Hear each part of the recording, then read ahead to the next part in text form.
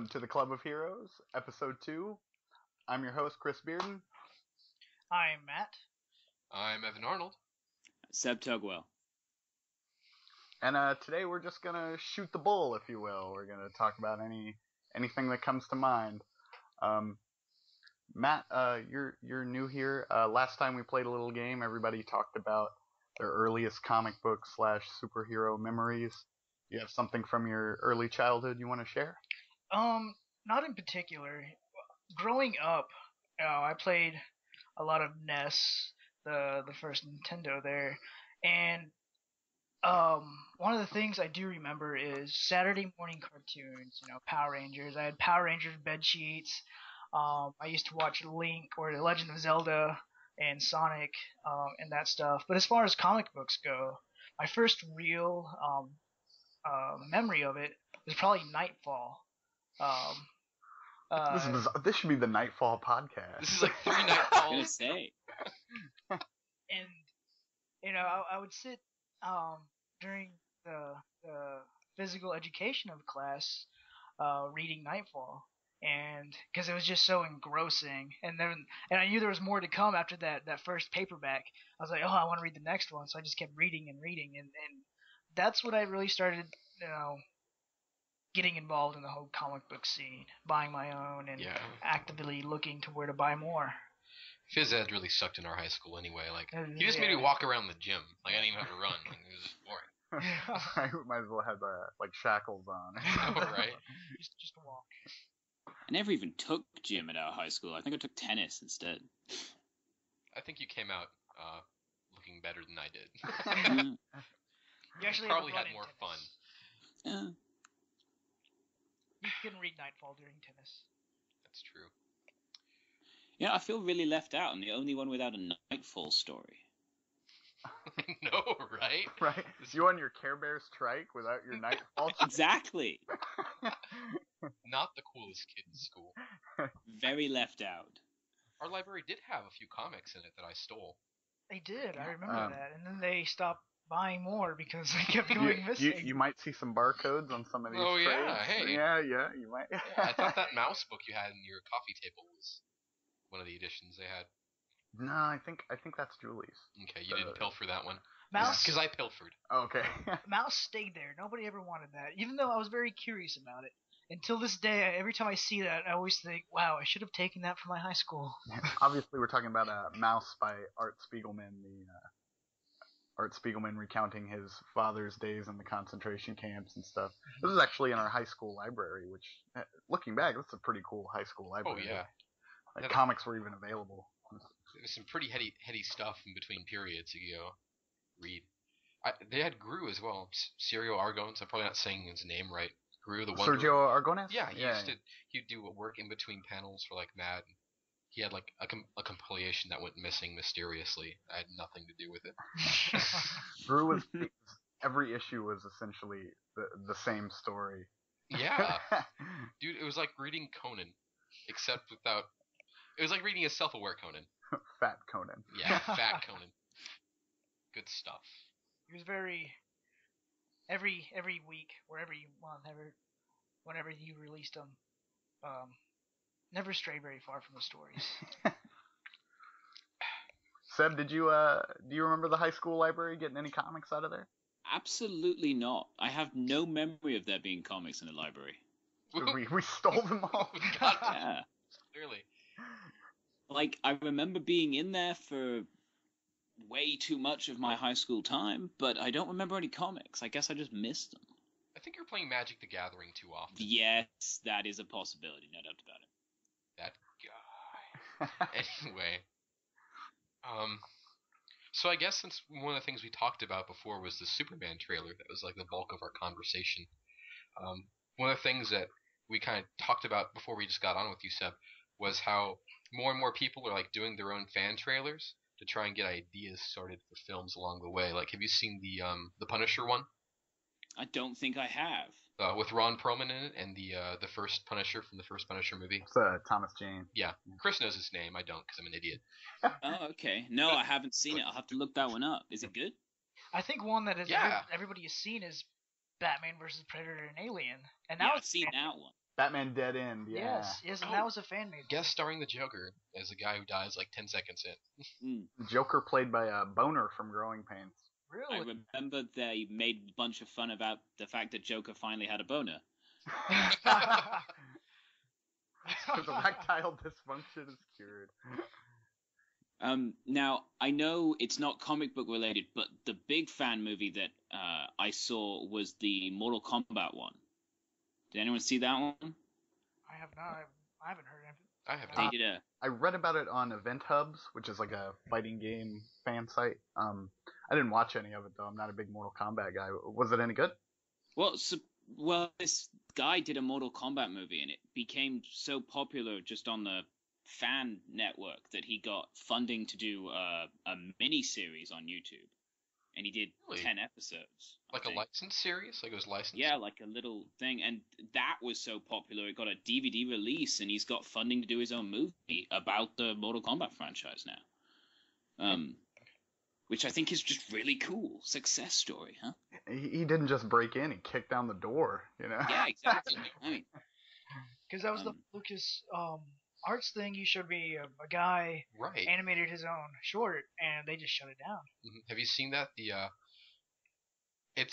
original was taken down by YouTube, but there's a few copies of the video floating around still, and it's like this anime-inspired Western-style animation of the Empire like kicking the Rebel Alliance's ass like all over the place, and it looks really cool because one of the things it does is it has neat cuts of the TIE fighters and other like Imperial forces, starfighters, and we'll have cutaways so you can actually see like the people underneath the mask and their like facial reactions. So it really humanizes the Empire in a way that you wouldn't expect to see from Lucas and company. Animated like heavy metal. Yeah, well, a little bit like Heavy Metal 2000 more than the original Heavy Metal. No three boobs though, but it's really cool. I'll have to look that one up too. Yeah, I think it's around 3 minutes long. It's a short, but this is something that the guy animated and storyboarded all by himself, so it must have taken forever and a day. And you know, Lucas got wind of it and shat all over it very promptly. That's odd because in the past I'd always heard George Lucas was cool with people making fan films. He even kind of encouraged it. Yeah, I mean, Troops was... I was going to say Troops. I've seen that one and a bunch more Star Wars fan films. But I don't understand why that one's a problem. I guess it just wasn't the picture he wanted to paint. I don't know. Maybe. Maybe he's not as in control of that kind of thing anymore, or not as... I guess I do give Lucas kind of a hard time because he kind of killed Star Wars for me with the prequels, as he did for most people. And I kind of have a grudge against him now. I honestly, I feel like, he'll just like drag out Darth Vader and like, remember this? This is cool, right? And give me money, you know? So I in some ways I got a bone to pick with him, but more so with his lawyers, I guess, than anybody for stifling the creativity that could be present. I'd like to see an Empire-centered story that doesn't make a bunch of fucking cardboard cutout villains.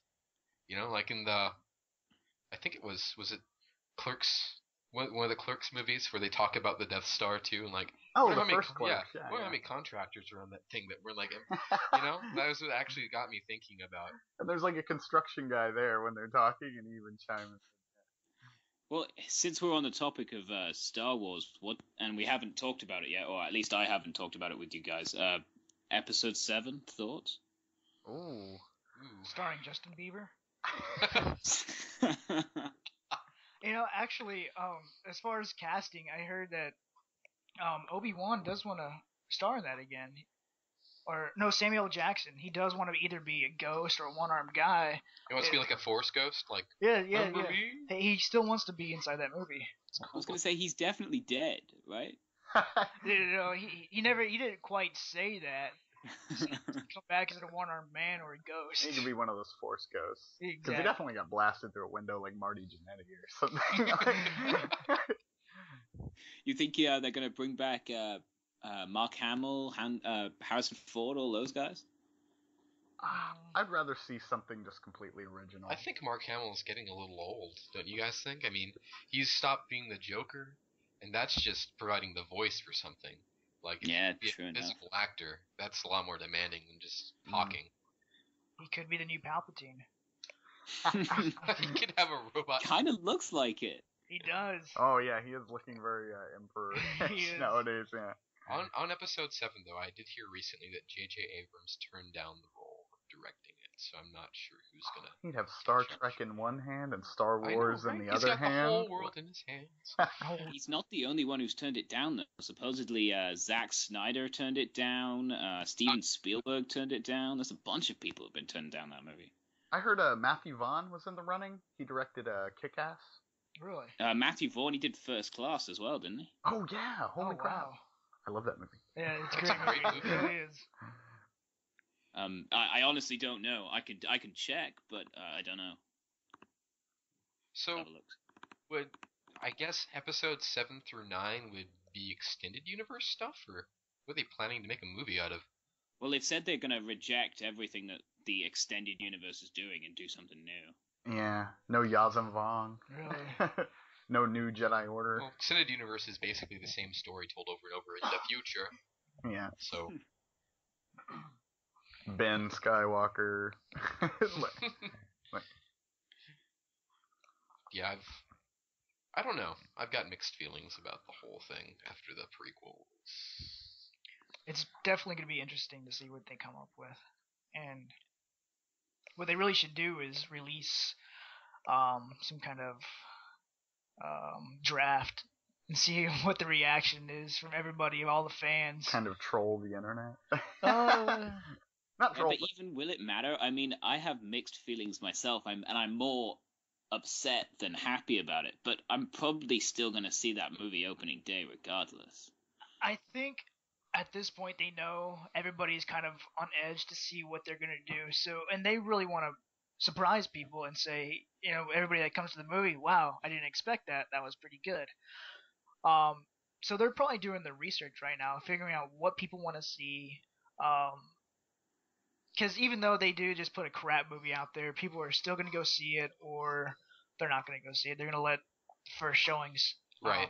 dictate whether the whole other demographics are going to go see it. Because what kind of demographic are they targeting? Kids? I think they need to go for kids. Trying to please 40-year-old men isn't going to This get is them true. anywhere. They need to hook. It's kind of like comic books. They need to hook little kids. into Disney this owns stuff. Star Wars now, doesn't it? Yes. Mhm. Yeah, Yes, yeah. it does. So they could be going definitely the kids route, the whole Disney, Justin Bieber. We should stop saying that. It stopped being a joke, and I think Matt really wanted to see it.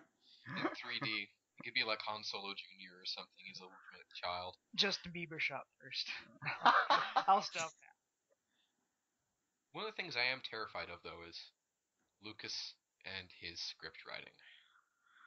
You know, that's, Well, is he even involved in any way with this thing? he's one of the writers. He's like executive producer or something. is he? Like he's like consulting on the story. I thought he was a consultant. Yeah, he really like- has no direct influence, but He's probably just got the big rubber stamp, you know, like Right. he's not writing or anything, but he's gonna go yay or nay. here's my Well, admittedly, I kind of hope he doesn't even have the rubber stamp. I think I want Mickey Mouse to have the rubber stamp. You know, Man, that'd be just weird. let him take his hands off it and Uh. do something new and hopefully better. Like you see, like the Walt Disney like intro with the Magic Kingdom, it, like make lightsaber sounds, and you see Mickey. they could very well That'd do be that. very strange. That's like seeing Why not? Sonic and Mario in the same video game. Mhm.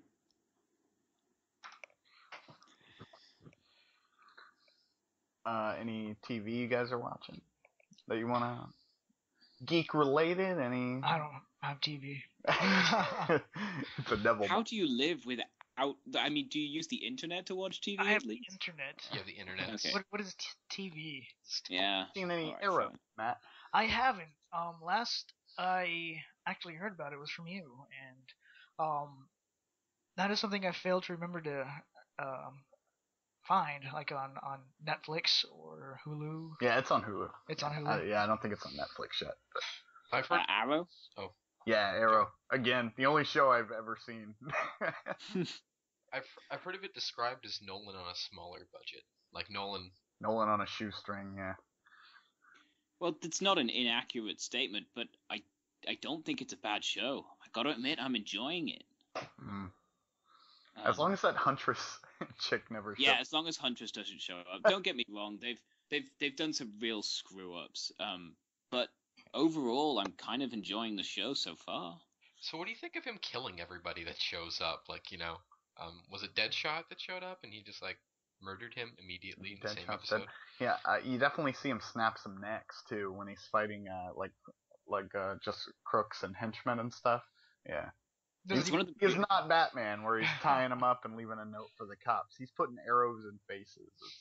It's one of the really jarring things about the Huntress episode as well, because he goes around and complains that she's killing people. And you're sort of, wait a minute, what? He's kind of haughty about it, like, oh, well, when I do it, it's because... it's for justice. Because of this, yeah. Can't have criminals running the streets. The last shows I've watched... not really comic book related, but kind of superpower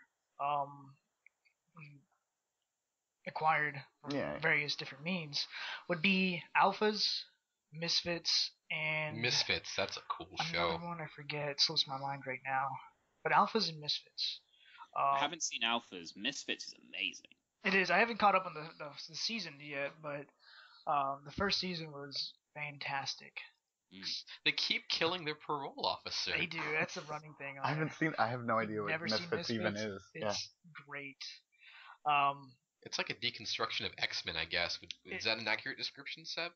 Yeah, I would say Misfits is what happened if the people who got superpowers were the, like, low-end, really poor Cockney kids of London. Because you have these... I guess they would be delinquents. Yeah, I mean, they're all in juvie. It's essentially what they're at. And, they have to go to these classes. They're doing community service.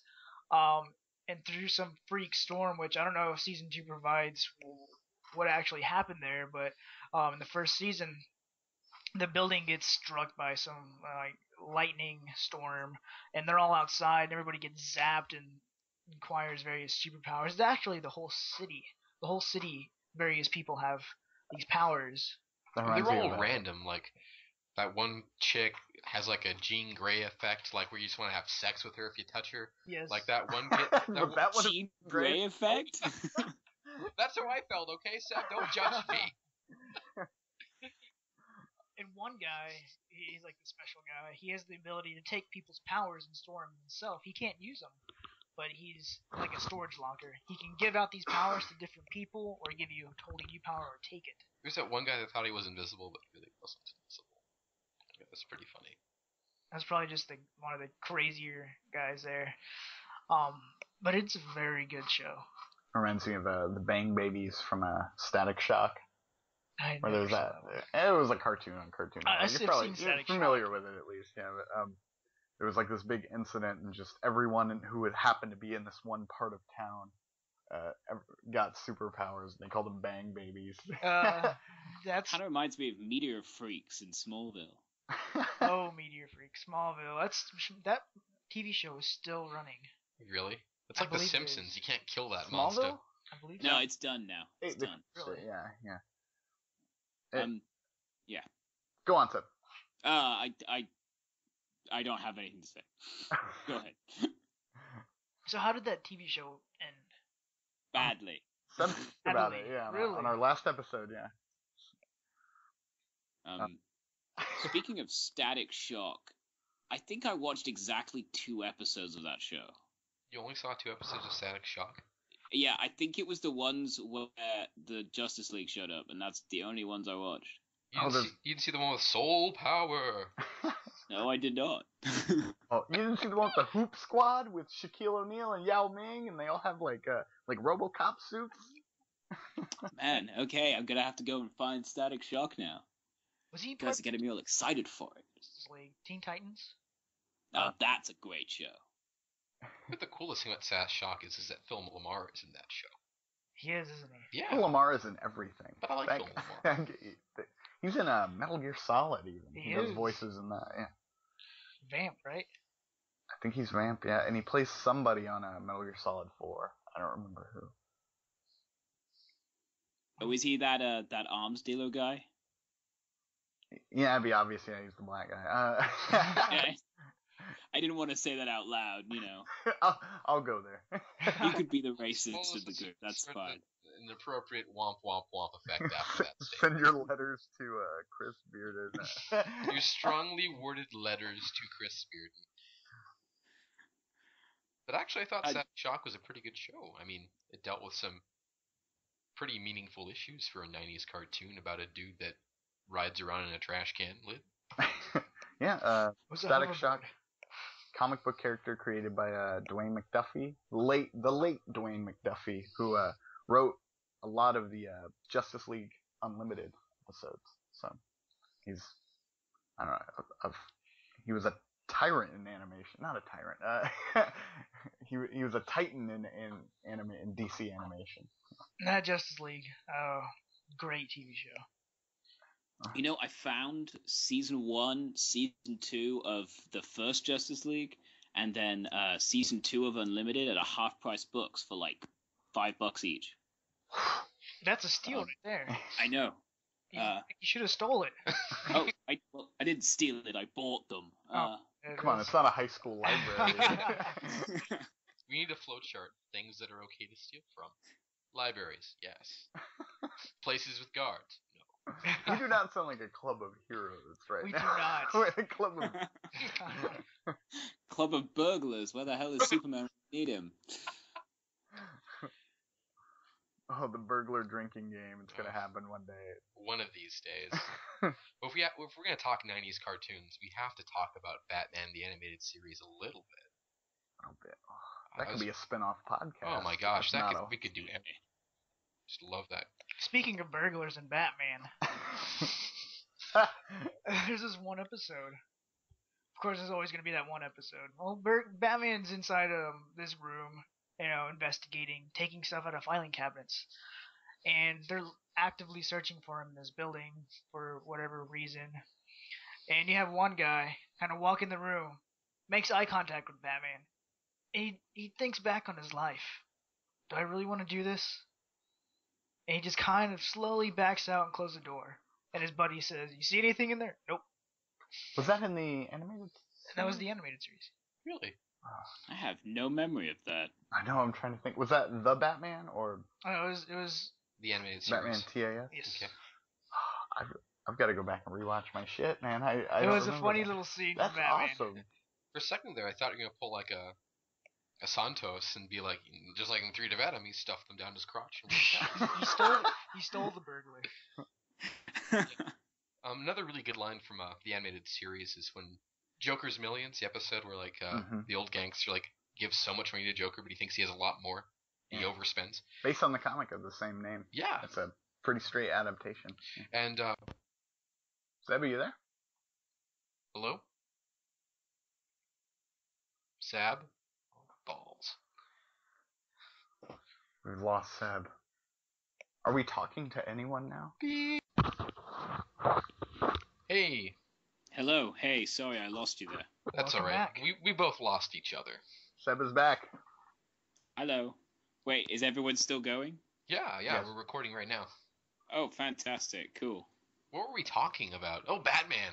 The animated Batman, series. The animated series. Why don't we just go around favorite episode? You first. Me? You first. Oh, it's You're the easy, host. man. Over the Edge. Oh, I don't know that one. Oh, that's such a great episode. Oh, I know. If you've seen Over the Edge, you'll remember it. Basically, Barbara Gordon, Batgirl, is killed by the Scarecrow. James Gordon arrives on the scene. Commissioner Gordon unmasks the dead Batgirl, sees it's his daughter, launches this huge campaign against Batman. It's nuts. Oh wow. Yeah, there's a twist, but I'm not gonna give it away. Like It's a phenomenal episode. it's great. It's from the last season of the show. It's got and it had Bane. Go on, Seth. It had that redesign of Scarecrow when he was just terrifying. He looked like a The hangman. Yeah. Noose around his neck That and was everything. a really cool redesign. Loads better than his like. He literally. Well, I know he's a scarecrow, but he looked like that's not scary. Well, he looked like the thing out of Wizard of Oz in the first few seasons. It just wasn't scary at all. No, and like the fear dust coming out of his fingers looked like pixie dust from like Peter Pan. Like And he started carrying a scythe around too. Like Start accessorizing. That's how you upgrade your villain. Give them weapons and shit. Make him look scary. Yeah. But yeah, he looked like a dead guy that was like left out to rot, like reanimated with the new scary stuff. Definitely up there.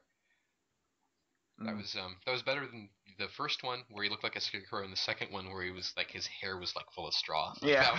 that was silly too. That's like when your uncle is like a scarecrow for Halloween or something. That's like the most flammable scarecrow I've seen. Easily defeated by a Zippo. Dear me, no, not fire. Don't flick your bick here. Got my boxing matches. I'm ready. So what about you, Matt? What's your favorite episode? I really like the one where he poisons the water supply with and you have the grinning fish. The laughing fish. The laughing fish, yes. Is this a Christmas episode where he has to go around the city and find the bombs? Or is that two separate episodes? That's two different ones. The laughing fish is he poisons Gotham Harbor and the fish come up with Joker smiles, and then he tries to, if I remember correctly, he tries to trademark the fish or something, and he learns you can't like trademark wildlife or whatever. It was a pretty hilarious one. I think the other one you're thinking of is Christmas with the Joker, where he has his own TV show. That's He's tied up yes. Bullock and Gordon. He's got like a Cosby sweater on. Yeah, he has an ugly Christmas sweater. Like he totally plays in the whole holiday thing. And he has bombs placed around different areas of the city, and Batman has to run around finding them. I like that because it's like a little video game, You gotta control Batman, you gotta find the bombs and stuff. I like how he wrote a Christmas tree out of Arkham Asylum, and he had the time to turn the telescope on the observatory to a gun. Like, that takes a lot of time. That's not like some IKEA bullshit right there. That's like some... It's got a TV trope in it, too, where nobody can figure out where the Joker's lair is, and it just happens to be inside the giant clown head-shaped building. Nobody can put that together. Greatest detective in the world, my ass. Yeah. I think my favorite episode, do you guys remember the episode called Joker's Favor? Mm-hmm. Where that guy like cuts him off in traffic by accident. He doesn't know he's the Joker. Like he's just having a really shitty day. He's just I remembered that episode when it's just a random guy and he gets like caught up in the middle of like Joker's mad scheme to take over the city. Yeah, like it's one of those episodes that if you watch it, you remember it like the rest of your life. And it's one of the reasons I don't road rage to this day. I know that's silly because the Joker obviously isn't real, but still the fear is there. And so like this guy cuts off the Joker, like flips him off in traffic or whatever. Well, not really. It's implied because it's a kid's show. And Joker decides to tailgate him and basically run him off the road and says, "Okay, I'll spare you your life, but you owe me a favor." And we cut forward, I think 6 months, 7 months, some period of time afterwards. The guy's got on witness protection. He's relocated his family. He's done everything to keep him safe. Now that he's endangered everyone he knows and loves because of this madman who's made him his special project. And one day he calls him up and says, "Oh, hey, I noticed you changed your address, and your name is not Walter Sobchak. It's blah blah blah. You should come to Gotham for a favor." And initially, so of course he makes an excuse, flies back to Gotham. He just makes this like lame ass excuse to his wife, "My uncle's sick" or whatever. She buys it. And like Joker has this like really elaborate scheme. I think it was like a big, I forget what it was. It was like all the big wigs in Gotham. The mayor, Commissioner Gordon. Yeah. It was like a ceremony for somebody important. I think Gordon was getting an award or something. Right, yeah. That sounds familiar. He's getting a good Jorp Golden Star award. Or the equivalent thereof. And Harley hidden a cake, I think, was being pushed up to him or something. Or no, she walked in, I think, this dressed in like a cutesy like right. warden outfit or something. She had a sexy That's the first Harley Quinn episode. That's the first time you see her. Is it? Yeah. Fantastic. I didn't realize that. This guy is like really worried. Like, do I have to kill somebody? Like he's asking the Joker, "What do I have to do so you leave me alone the rest of my life?" He says, "Oh, easy. You just hold the door open for the cake." He says, "Really? That's it?" Of course, he sticky glues the door, so when he holds it, he's stuck there with the bomb. And last minute, Batman saves everybody.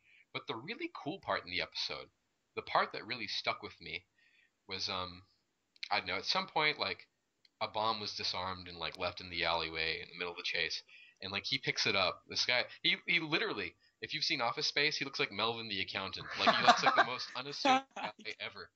And like Joker is like making fun of him and whatever, and he picks up the bomb and he's like, "Wouldn't it be funny if instead of the Dark Knight you're killed by a sad little nobody at all? I think that'd be the best joke." And he throws it, and of course it just makes like a surprise noise or something. It doesn't kill him. But the Joker screams like a girl, and he goes, "Ha ha, gotcha."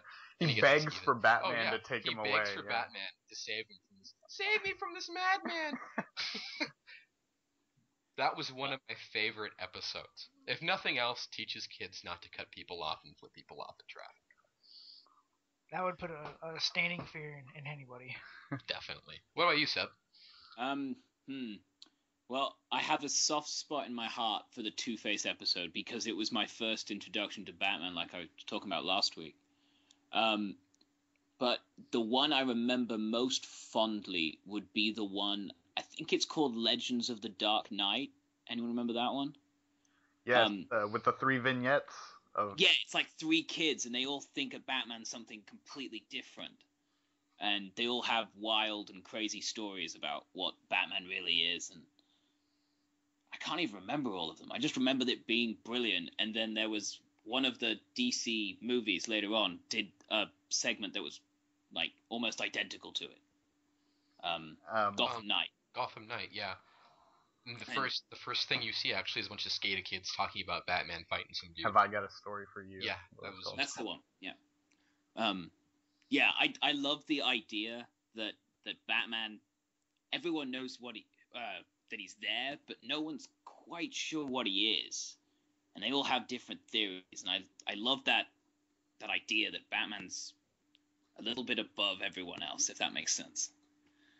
Yeah, he's like a really, simplest really cool. person.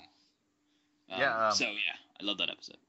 One of the kids that's hanging out in that episode looks like Carrie Kelly from the Dark Knight Returns, and another kid talks about his vision of Batman is Batman wearing like a leather or a rubber costume, and the other kids say, "Oh, whatever, Joel." It's a pretty good joke. Yeah. I know it's one of the few appearances of Firefly in the animated series as well, because they weren't allowed to do pyromaniac villains back then because it was considered a bad influence to kids. He's only in a few episodes. He's not in very many. Yeah, 90s children apparently susceptible to everything. Yeah, apparently. And I know when they did the other Batman series, he got lasers instead of fire, which was less of a bad influence, I guess. Yeah, he looked more like a lightning bug. Kids less likely to make a laser than set the house on fire. There we go. Yeah. But yeah, Batman the Animated Series, that was, as a child, one of the few cartoons that was in the time slot that I could sneak in and steal the TV for a while. This is before the days of TiVo, mind you, of course.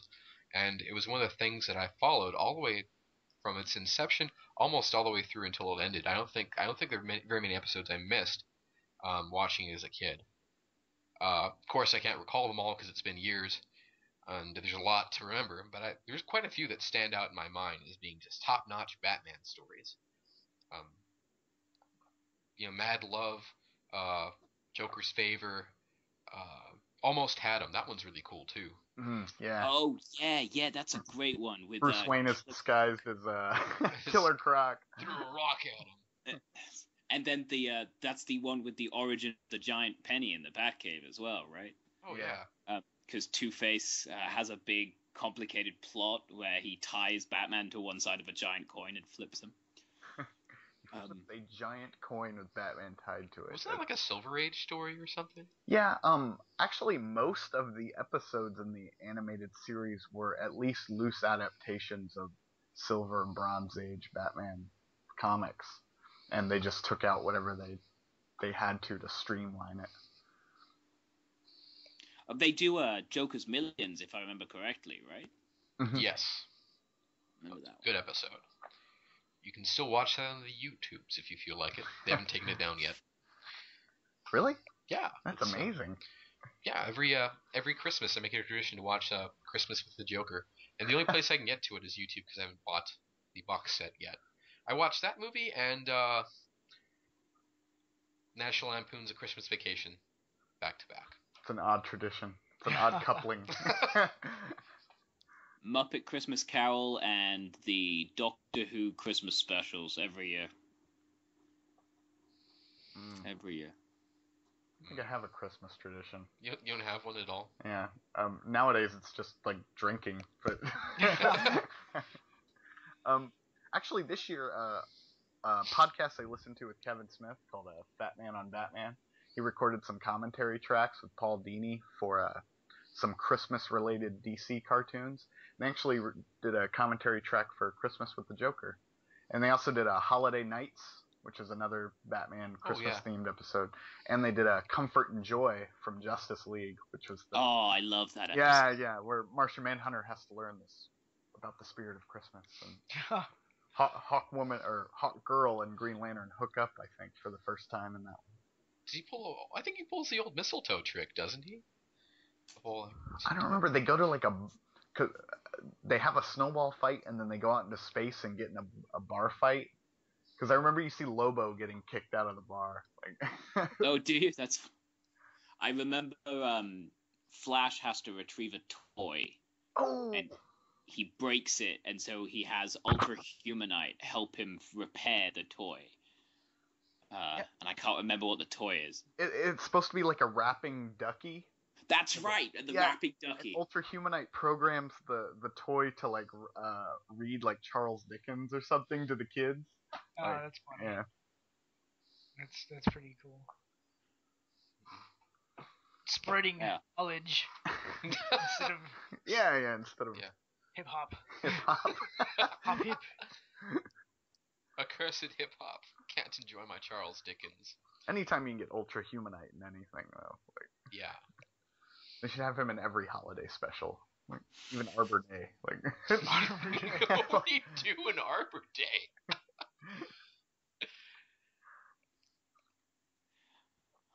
So what did you guys think of the later Batman cartoons, the ones after the animated series? I've seen you watch a lot of Batman Beyond. Yeah. I like Batman Beyond a lot, and honestly, it's by the same team that brought us Batman the Animated Series, so I consider it really a continuation. They even tied it into Justice League Unlimited. You're right. With the epilogue episode, right? I think my favorite villain was the Joker's, actually. I didn't like... Joker Gang? Yeah. Like, Ink was cool. What was that robot he had hunt down for a couple episodes? Like it was like a combat AI or something. It could, like, impersonate people. I don't remember. Was that the Zeta thing? There was like a spin-off, There was a spin-off, right? The Zeta Project. Which did not last very long. I vaguely remember that. I only have the first season of that on DVD. I thought it was a good series. I thought Batman was pretty cool. The Batman? I didn't watch any of that. Some of that wasn't bad, yeah. Yeah. Killer. I have some issues with the Batman. Like, the way they do the Penguin in that is dreadful. Where you can do, like, kung fu and stuff. Yeah. It's just, what? Wait, the Penguin kung fu? Yeah, the Penguin can, like, fight, and he has, like, lots of agility and stuff. It's odd. He does, like, bicycle kicks and spinning crazy Hadokens. It's just nuts. I'm sorry, I'm thinking about Danny DeVito doing bicycle kicks. It's just not working out. But he's animated to look just like Danny DeVito. So every time you watch an episode with him in, you can't help but picture that image. I don't like the Penguin in that show at all. I feel sorry for the animators. I mean, could you pass me another horse tranquilizer? I'm working on this Danny DeVito ninja. I don't even know what this is. It was the character designs, I think, were Jeff Matsuda, who's he's a comic book artist among many other things. But that's his style looks so good in comic book form, but I don't think it translated well. Like his vision of the Joker, the Rasta Joker, with bare feet and the straight jacket on. I didn't dig that. Wait, was Joker Jamaican? No, but he had like kind of like dreadlock hair. Like fans online started referring to him as Rasta Joker because of his look. Yeah. Very wild look. I didn't like any of the Joker episodes, but I do remember there being one where they went inside the Joker's mind, and that was a really good episode because you saw like his origin, but only through clever like hints at it, if that makes sense. It was cool. I liked it. I liked Maxi Zeus in that show because he had like a flying airship. Yeah. Was that the version of Zeus where he's a living lightning bolt, or was he like just a delusional guy who shot lightning from guns or something? I think it was a little column A, a little column B, yeah, Mm-hmm. because he was delusional and thought he was Zeus, but I think he had some tech that allowed him to manipulate lightning or whatever. I don't know. I know he had like centurions and stuff that were. I may be mixing my cultures here. They were like his henchmen, and he literally had like a giant airship flying over Gotham, like That's shooting pretty lightning awesome. bolts every so often. Makes you wonder, like, if people worship the guy, if he'd just go away, be like, the people are sated here. Like, he head to Canada or something, you know? If they admitted he was right. Yeah. You don't want to enable him. He could come back and more. You need to turn into a bull to fuck your women. No, stop it, Maxie. You can't do that. That. Zeus is not self-censoring. Ooh, so, like, we talked a little bit about DC cartoons, the 90s to the 2000s. Why don't we talk some Marvel? You know, we haven't talked Marvel yet. Spectacular Spider-Man. Did anyone watch that show? Here we go. I thought that was going to be the first one to pop up. That or the X-Men cartoon. The Spectacular Spider-Man cartoon, I just thought was bloody amazing. And then they cancelled it and replaced it with this Ultimate Spider-Man, which is just nowhere near as good, and it kind of annoys me. I haven't seen that one yet. Is it really bad? It's not really bad. It's just it's kind of goofy. They make him like a team player. It feels more like Teen Titans than it does Spider-Man. It definitely looks like the Teen Titans cartoon. Yeah, it's kind of how it feels. But Spectacular Seb, was that the one where he's in high school? yeah, and it had the I remember really liking it because it introduced almost every single villain before they became a villain. You know? So we met Otto way before he became Doc Ock. We met Norman way before he became Green Goblin and stuff like that. I just thought that was so cool. You know, that place, Oscorp, must have like a 0% safety rating for like a science place. Like, you could do like a montage of all the accidents. Like, literally, I was joking to Chris earlier, there should be like a, you know, like how some places have a board that say so many days since accidents. They should have one that says like 2 days since last supervillain incident. You know, just. But yeah, I remember that actually. I remember Otto kind of being this doormat type character that everyone kind of just kicked in the shins and swept under the rug. And I think that his you know, all their origins were really well explained.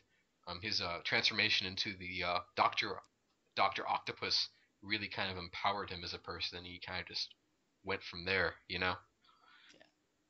Yeah. I have so few complaints about that show. My only complaint was that it ended far too soon.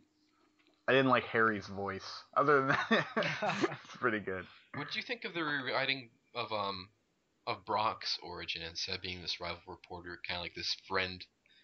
Yeah, wasn't he like a lab partner with Peter or something? Yeah, he was like on the football team. Like he was like a cool guy, and Peter Parker was still kind of like the bookworm type character he usually is.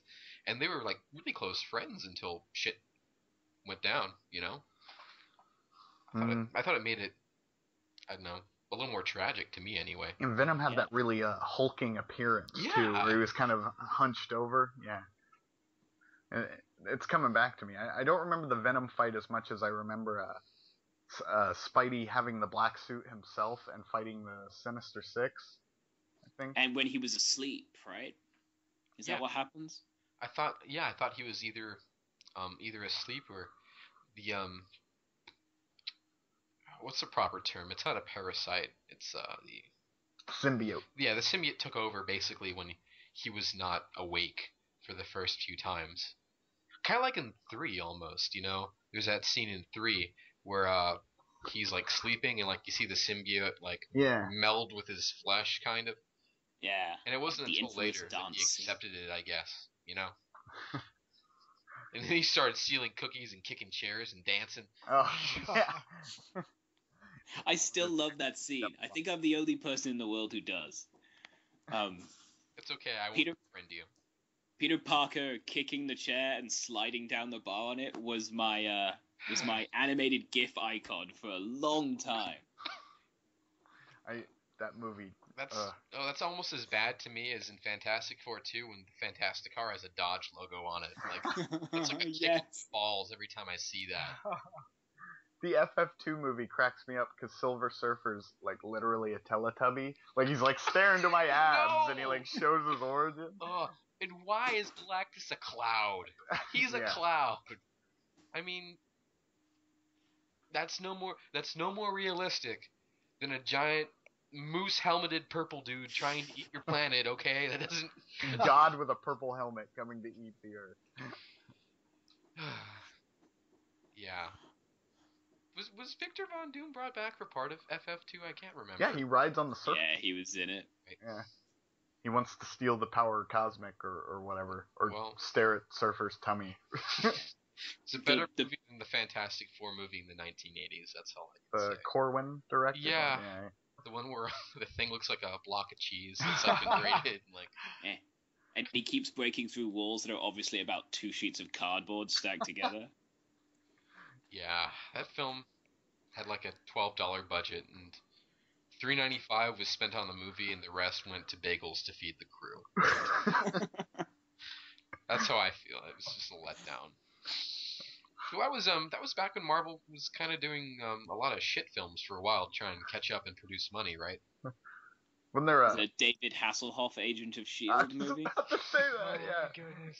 Agent of S.H.I.E.L.D. movie with Hasselhoff. There was a Generation X movie too for Fox. I don't think I've seen that one. What's that one about? Are you familiar with Generation X from the comics? A little, but not very much. Remind me. Banshee School for Mutants. It was basically that. It was, I don't know. I guess nowadays it would be like a sci-fi TV series or something. But didn't they do a Captain America in that time period as well? That was rather weak. Or was that a? Oh, the one with the Italian red skull. Right.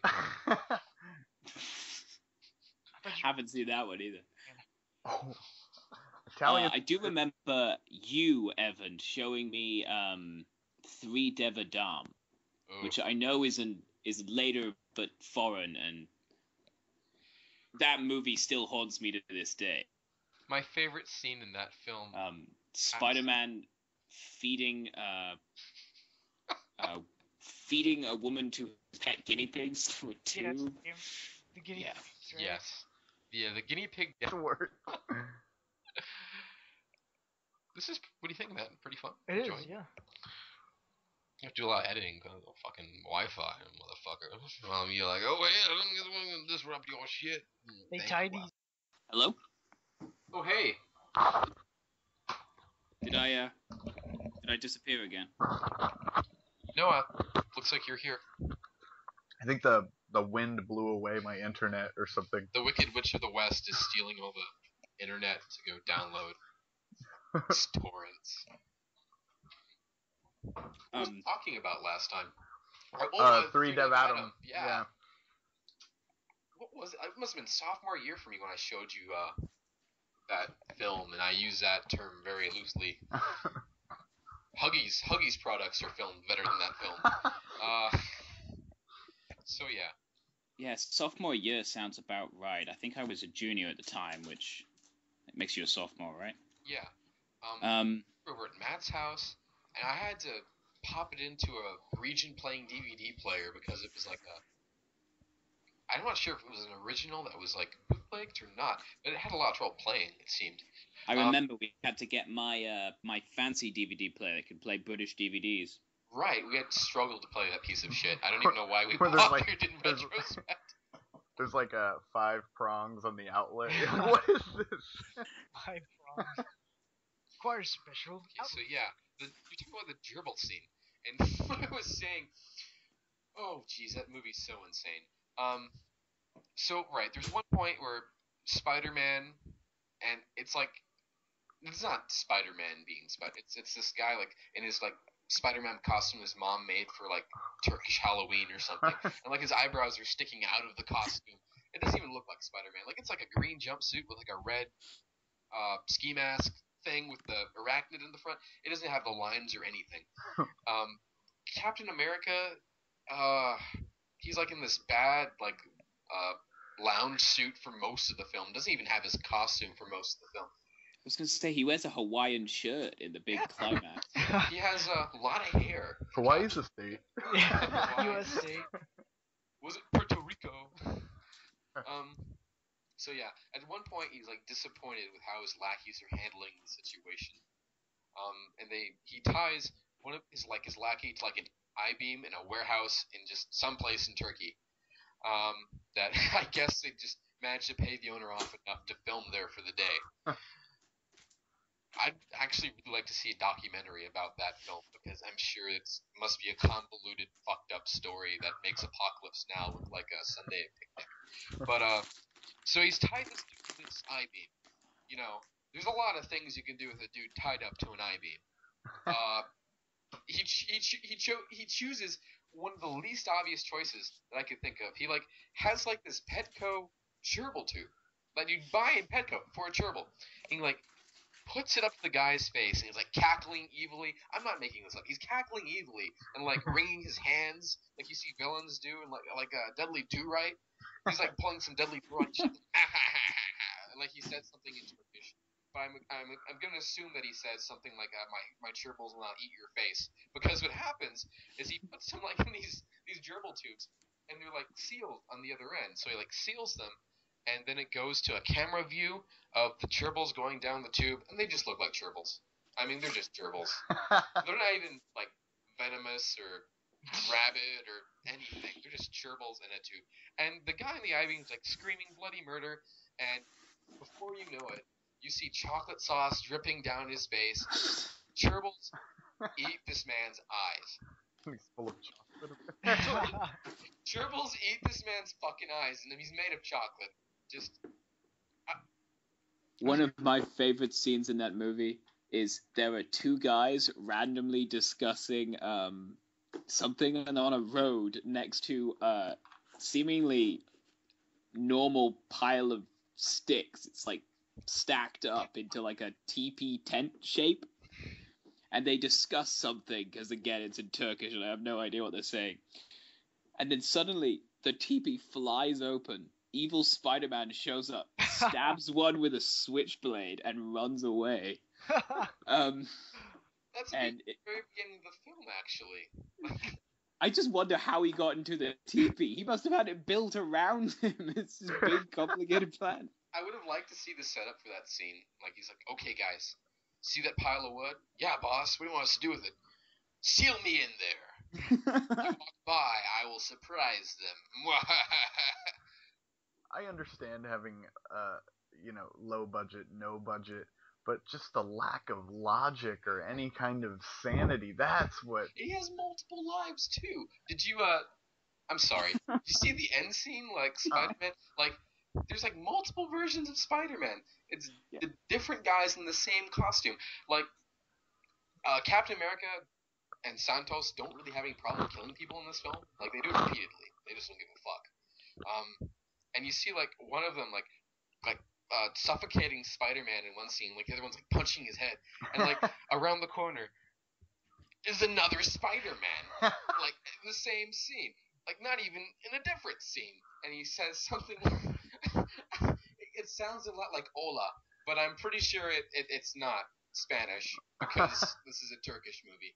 And like they dropped the one they were strangling, and they chase after the new one. Like I don't know. Apparently, he's a multiple man too. Spider-Man is a multiple man who will stab. I remember it doesn't make any out of his wooden teepee.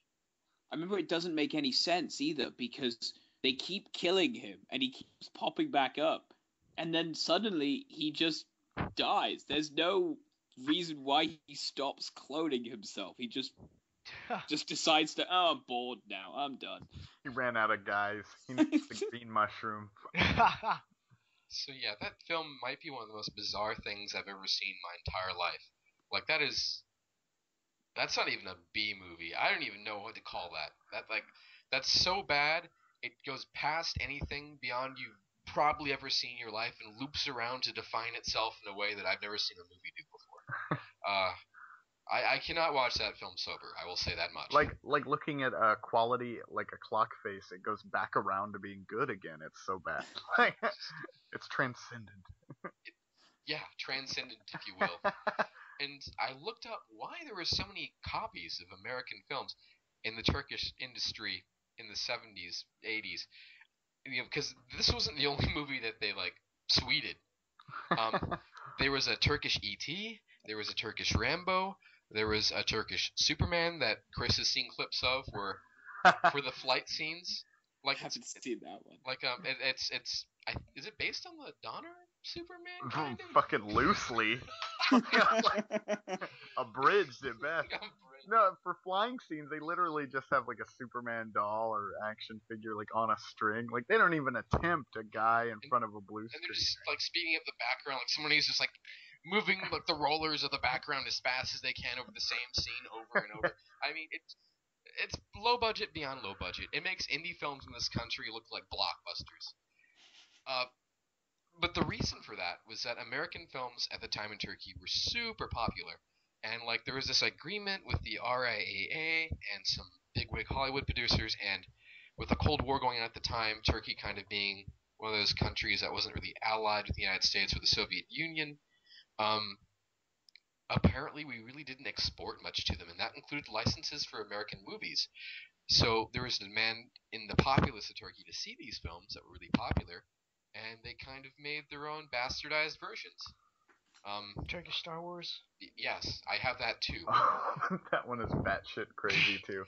Like that one steals the main orchestral arrangement from Indiana Jones. It steals footage from the Star Wars movies. The guy that's supposed to be Darth Vader looks like Leonidas from 300 with a spike helmet and this paper mache spear. And it's Throws cardboard shurikens. yeah, and like it's like Han Solo supposed to be kind of dude, like karate chops Ewoks in half. I don't know. That would have to be Actually, I would have paid to see that in episode 6. Yeah, that has to be its own episode. I remember the karate chopping of Ewoks. Yeah, like he just punches through them. One of my favorite things is they play the Indiana Jones theme in that film while he's like in his training montage, and like he's like got very clearly some foam boulders like wrapped around his legs, like he's like doing jumping jacks and stuff, and like he's trying to like karate chop this foam block, and he's just not doing it, and his face is so intense, like the kid's aping him, like he's falling down. Oh, it was so cute, and when he gets his powers or whatever, when he is trained, if there is such a state in a Turkish film, he trained the viewer more like. But Something you torture people with, not train them. When he's trained, they just take the camera shot. They use the same shot, I think, and they just tilt the screen up at an angle, so it looks like he's jumping really far instead of like jumping a few feet or inches. Or innovative. Yeah. Just the peak of Turkish cinema. Believe it or not, there was a group in Austin, a group of comedians that would actually film that show, and they'd do kind of like a riff tracks thing of it, and it's gotten popular enough. It's a popular being a very relative term. Very relative here. I guess the popularity of getting E. coli instead of necrosis, if you had a choice between the two. The film was popular enough to warrant its own English translation. So if you can stomach it, you can watch it with subs in the privacy of your own home, and whatever substance you use to get you through that film, I will not. Turkish Star Wars is now in English, huh? Yes. Oh man, that might actually be worth a watch one day. It's worth a buy. I wouldn't pay money for it. Believe it or not, there were some Turkish kids here that came to Port A at one point. I guess kind of as a work vacation. Yeah, we get Turkish folks every year in the restaurant in the summer. Every once in a while. And Jose brought some over to my house once, and I had the copy already there, so I was like, "Hey, he's from Turkey," and I showed him the movie, and without any exaggeration, this is what he said. "Oh, in home country, this movie is classic. Like, he was like really excited that I had a copy of this film, and I didn't have the heart to tell him it's a piece of shit. I was like, yeah, I love that movie. He's like, you know, like, he just went on about it for like 30 minutes, and yeah, I guess those films are still watched there. Maybe I don't know. They're having like 3D re-releases. Oh, of- good. That's an IMAX, you know. But yeah, so that's Turkish film in a nutshell, I guess, when it was trying to rip off American movies.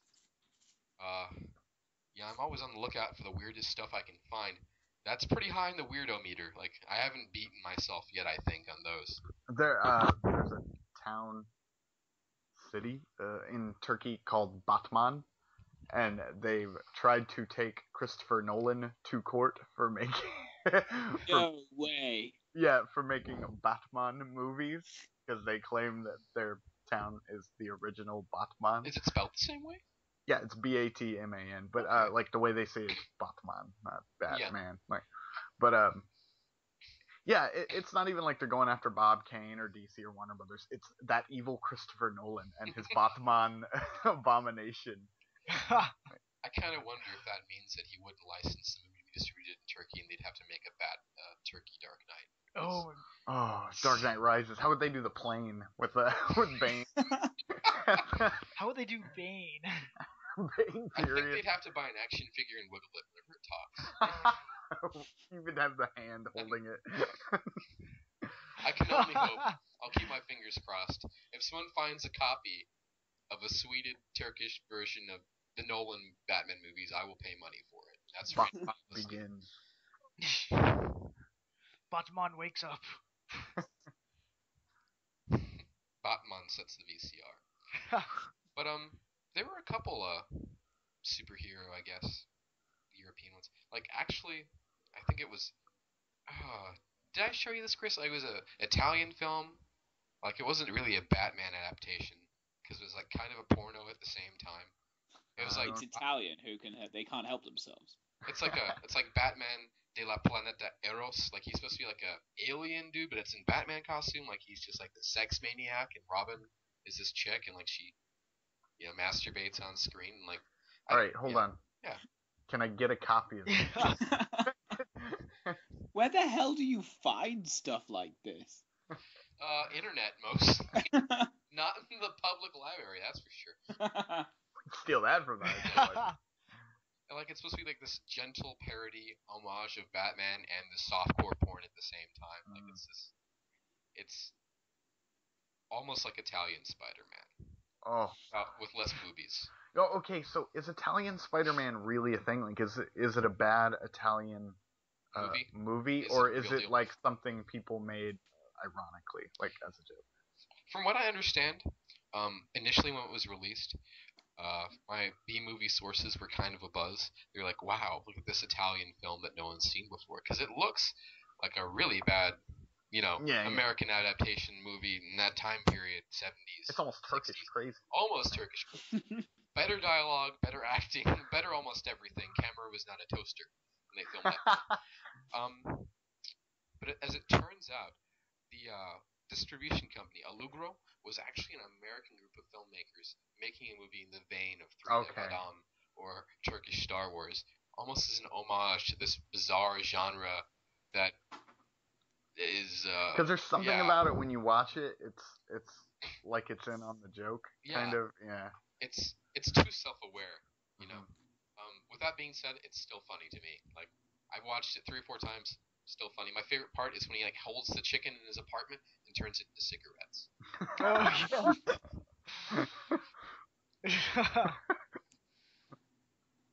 Italian Spider-Man never gets old.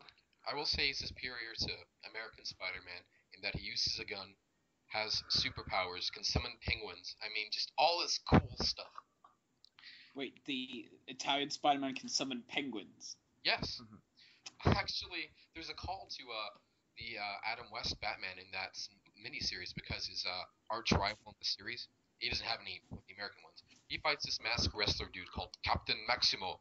Like, his power is to turn people into snakes and snakes into people. Oh, okay. So you changed him back. Because why not? So,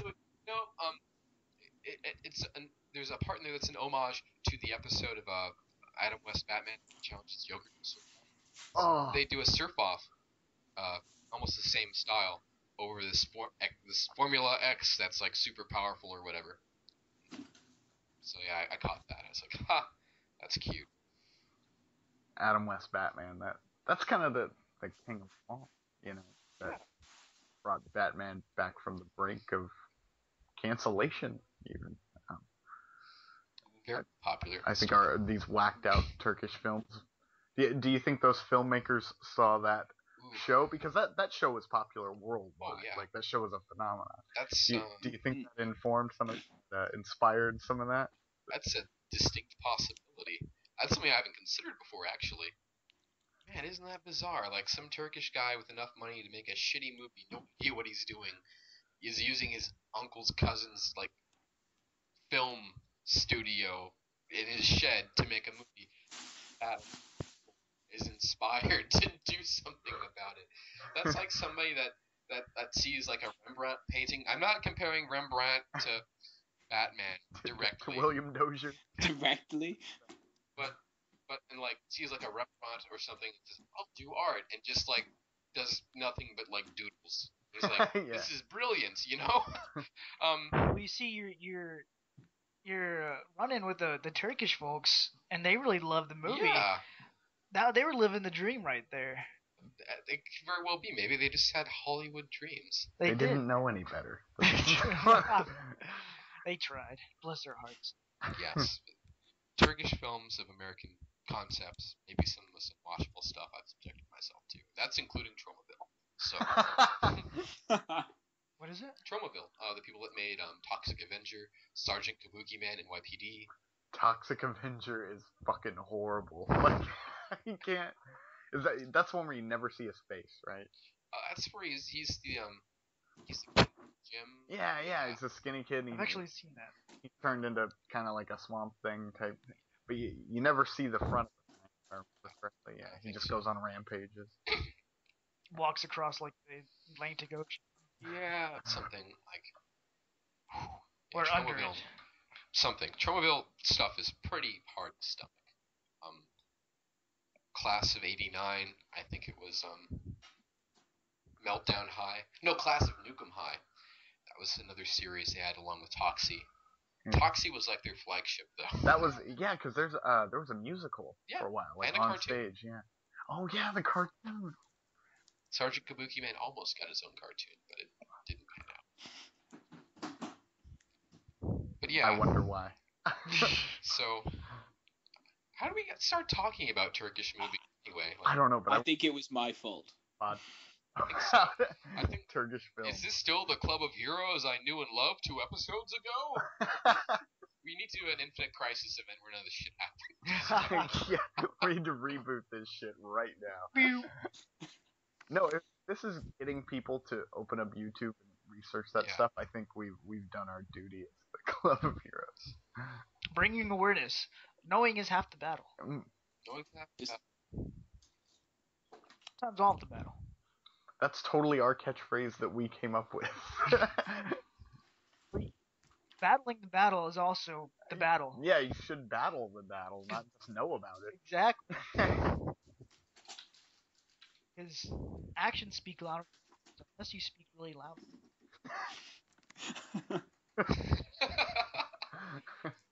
Have you, speaking of bad film, that's Marvel inspired kind of, have you seen the 1970s Captain America movie with Reb Brown? Is that where he's on the motorcycle? Yeah, for part of it, as a van for a while.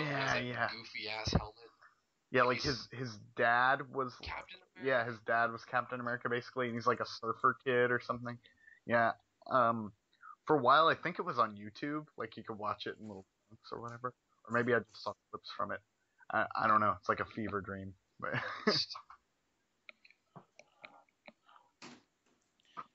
have any of you guys seen those? There's a film company here in the States that makes really bad, low-budget movies that are designed to sort of capitalize on the success of big blockbuster movies. Oh, really? Yeah. So they had the one I've seen a few, right. and they they had a film called Transmorphers. Transmorph. Came out right when Transformers came out, just so they could, make a little money off it. That sounds like a smut movie. Snakes on a Train was another one I remember. Snakes on a Train. On a Train. Titanic 2. What are they gonna do the film about? The ship sank? There's lots. They're worth looking up because these are the worst movies I've ever seen. They are just atrocious. So you did Mega Shark versus Giant Octopus, or is that a different one? It might be the same company. You might be right. I don't know. Was it Giant Piranhas? I was watching that, or Killer Piranhas. And that's a scary movie. Is that the 3D Piranha movie? I don't think so. I saw this one on regular cable. I know I said I didn't have a TV. Yeah, you might go to other people's houses, man. You didn't swear off TV like a monk or something. I did not take a vow of non-cable. Cable-free living. I love cable. Cable. It's got too many adverts. Well, Hulu That's why advertises. Says that, so you gotta pay for that. But it's cheap. Netflix is. This is not an advertisement for Netflix. This is not an advertisement for you to use Pirate Bay. Pirate who? Pirate Ocean. Is that one of them Turkish movies? I think you can find them on there. You can avoid paying the importer cost. They don't smell like incense when you. So is the only way to get stuff like 3Dev Adam bootleg, or is there an actual distributor that does like region 1 DVDs for these? Like, if you're so curious as to attempt to look for these films, when I started collecting initially, some years ago, you had to get a copy of a copy of a copy that someone smuggled in through their butt through America, and that's why they don't really have title menus. They kind of just start playing the movie. It might cause your DVD player to emit curses in Turkish, or just turn itself off, or smoke. I don't know. Like it picks up the habit of smoking. I think I may have lost you guys again. Just. And he's gone. So, but now they're actually distributors that handle specialized interests. Like there are a couple specialized interests. They're a couple pegs away from a snuff film distributor. Hello again. Oh hey. Welcome back. Good seeing you here. I just keep dropping in and out of this, don't I? I know, right? You're like our most popular guest. It's like you have 4 microwaves running over there. Tell the gerbil to stop powering the microwave immediately. We're trying. But I need my microwavable cheese balls or whatever the hell I'm eating. Yeah, don't worry about it. Just don't even check the box. Just start eating. These look like food things. Food product. Astronauts. They're fried and they taste good. Who cares? That works. Fried cheese balls. That you're living the American dream. I often tell people the only reason I moved to America in the first place was the ability to get a double cheeseburger at any time I wanted. There you go. And not have to listen to the Queen. Yeah. Well, you have to be knighted, like, to get a double cheeseburger. Anyway, where were we? Chris was asking me how easy it is to get a hold of these awful things. Well, not easy, but I just wonder if there was like an official distributor. Like, can you get a legit copy of 3Dev Adam that's not a bootleg? That's like a has subtitles. That has an actual menu. Yeah, ooh. Yeah. It has like God forbid special features or like a commentary doesn't track. Make your DVD player do hocus pocus on you.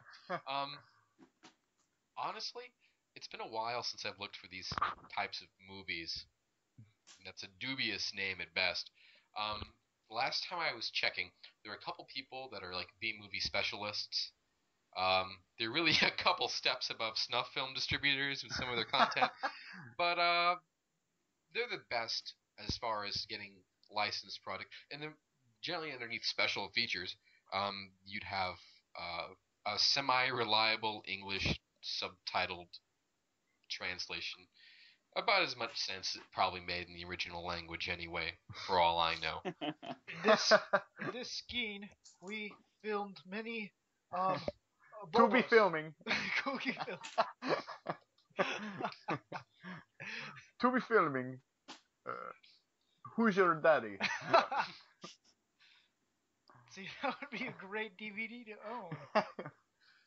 That's all I wanted to know. Like, can I get on Amazon or something? Amazon, probably not.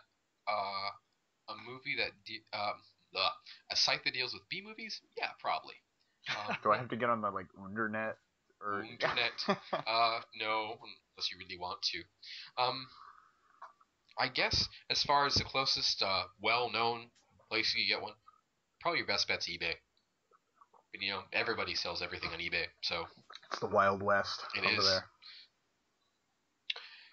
But yeah, some people have gotten copies and have uploaded them to YouTube, and if they haven't been taken down, you can watch clips from Turkish Superman and Body, which is Turkish ET, which is terrifying because he's this midget, like in this, as if midgets were bad enough. Like this Send your letters to Evan Arnold at Glove of Heroes. I believe the proper term is dwarves. You know, I just want to say I love midgets. Okay, Matt's in the clear for now until he slips up verbally sometime in the future. I have no feelings about midgets. Really? Enough. That means you hate midgets. I love how I'm neutral on the whole midget issue. You don't know how you feel about a midget until you've seen midget pornography. Anyway, go on, Evan. As you were. And the only clip I've seen is like the inside shot of a Turkish household, and this thing's making the most awful gibbering noise, like it's like nails on a chalkboard, and like it's just like it's like this mixture of nails on a chalkboard and the white noise effect you get if you turn to a dead radio station that's coming out of this thing's mouth, and like everyone's running away from it, and like it looks really low budget, which makes it even worse because you don't. It's like it looks like a giant midget-sized cat turd costume. This thing, and it like slowly like waddles down the hall, and the noise gets like worse. What is this? And apparently, this was a clip from Turkish ET when ET first is supposed to be encountering what's a kid's name in ET? Do you know? Christopher Robin. Drew Barrymore. Yeah, Drew Barrymore's family. And that must be taken way out of context because I remember wearing a dress and eating Reese's Pieces and not looking like a cat turd. So, is Turkish ET not friendly like the American ET? I don't know. It's certainly not very friendly to your ear holes. I didn't watch enough of it to determine either way. I was just like, my God, that thing is terrifying. Now you can do a what if ET, being a hostile alien. I imagine Talk about an obscure Halloween costume. If you were short enough, just like awful sound. Why do you gotta look at me like that? We're just saying you might want to try it. Okay. I can back you up on this. I'll be afraid of you.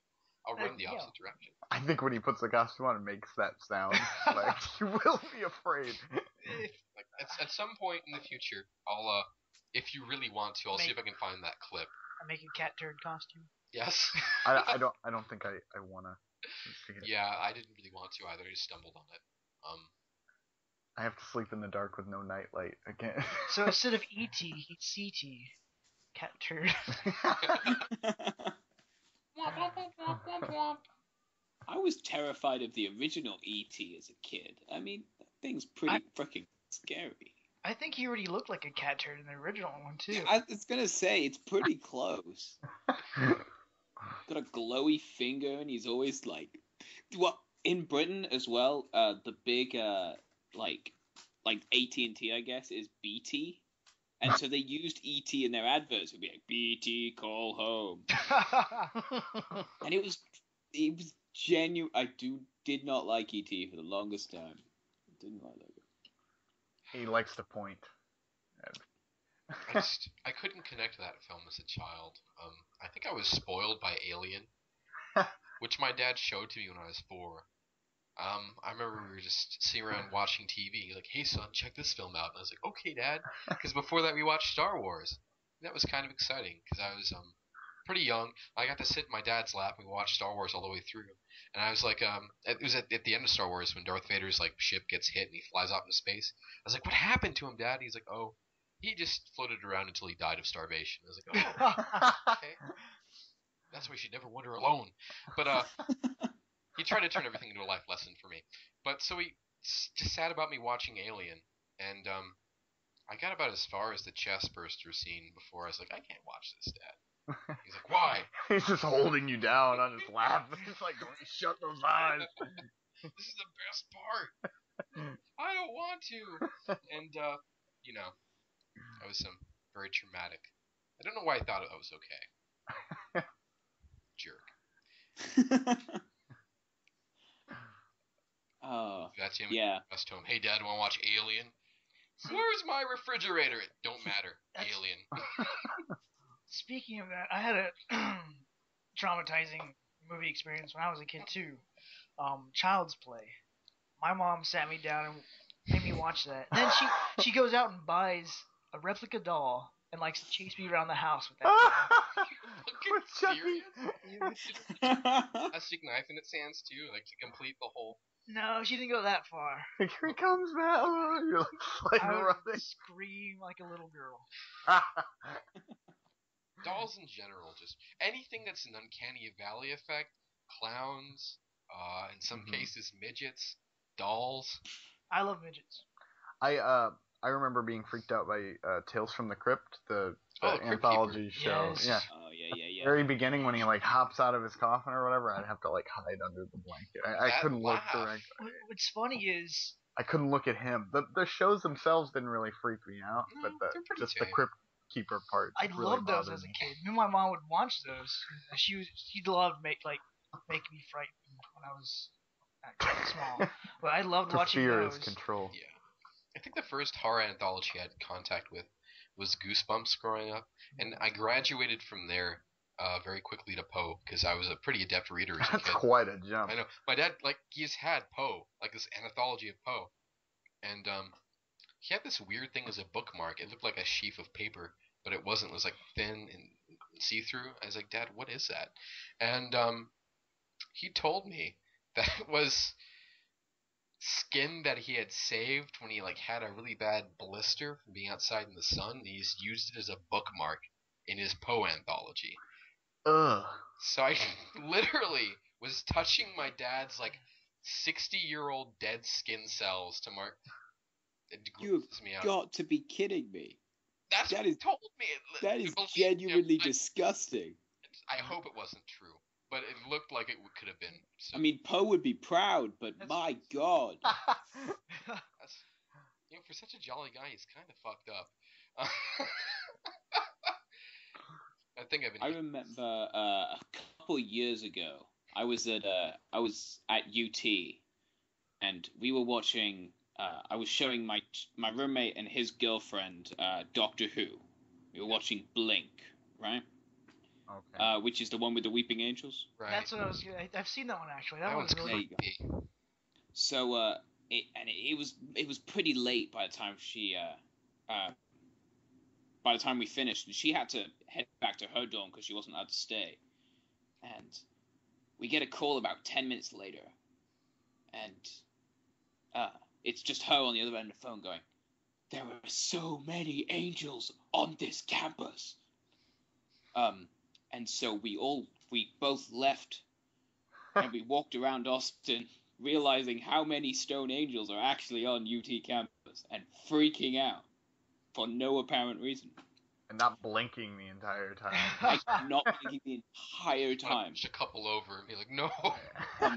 And we were 20, 21 and freaking out over the statues. People must have thought we were freaking insane.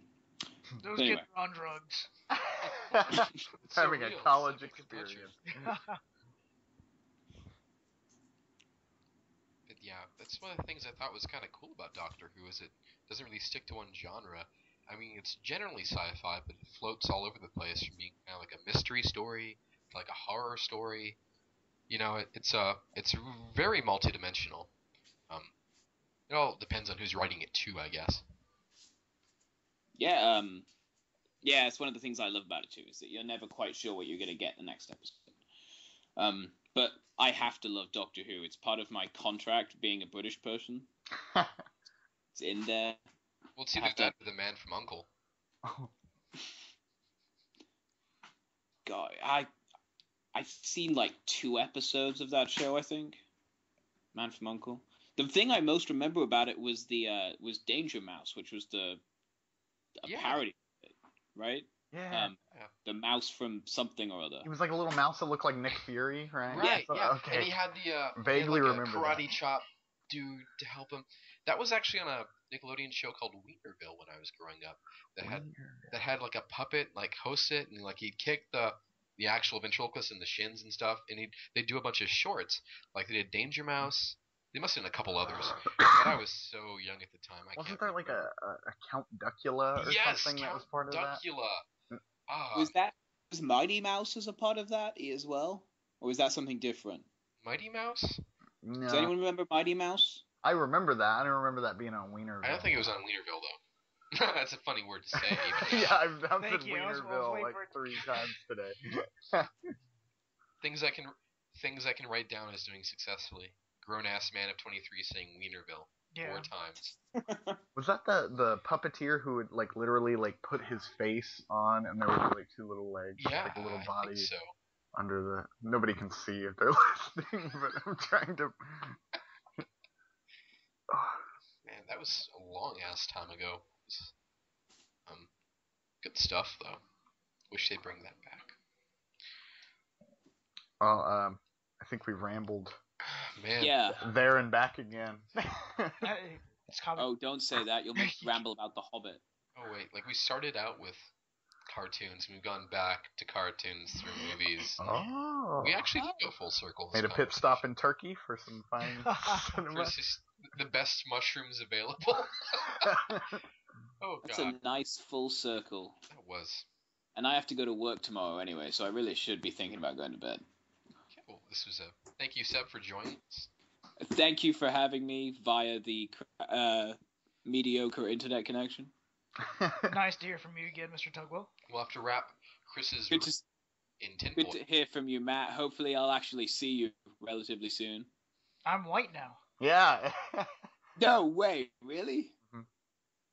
I've had a surgery. It was very successful. And I'm actually becoming very successful in business life, too. I'm very happy for you. I'm just joking. I didn't know quite how to react. I just figured I'd go with the easy, just compliment him. Everyone's okay with that. By successful in business, he means he started wearing a blazer. It's funny. I couldn't think of anything else. All right. This was our 2nd episode, the Club of Heroes. It's been fun. It was great joining us. We got the secret origins of our heroes. Their stellar parenting that I heard about today. I am the product of the internet and the 90s. Ugh. And I am a product of intercourse, Chris Bearden. I think I am as well. Almost spat my Dr. Pepper, but did. Points. Well, until next time, I guess. All right. Bye, Internet. Good night, folks. Good night. So long, and thanks for all the fish.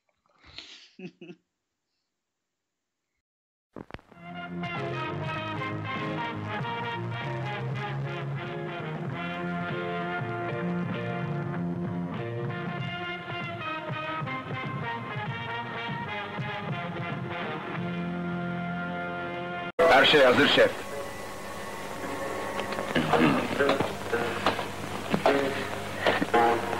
Yemin ederim adresleri kimseye söylemedim. Bağışla şef, suçsuzum. Suçsuzsun ha?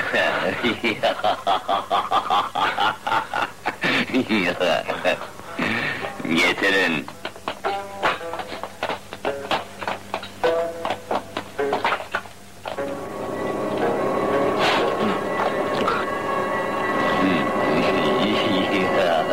Yeah.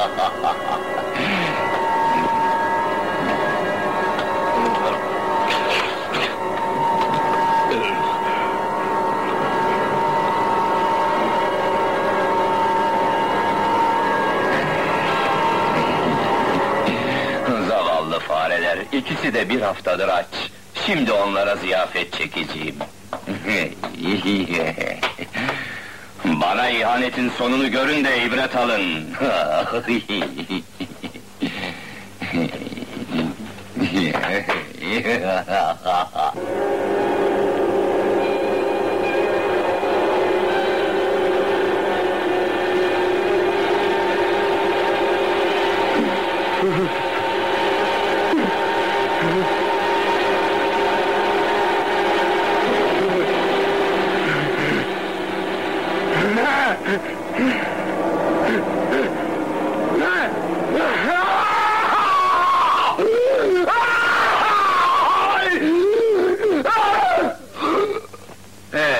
Eğlence bitti, herkes yukarı.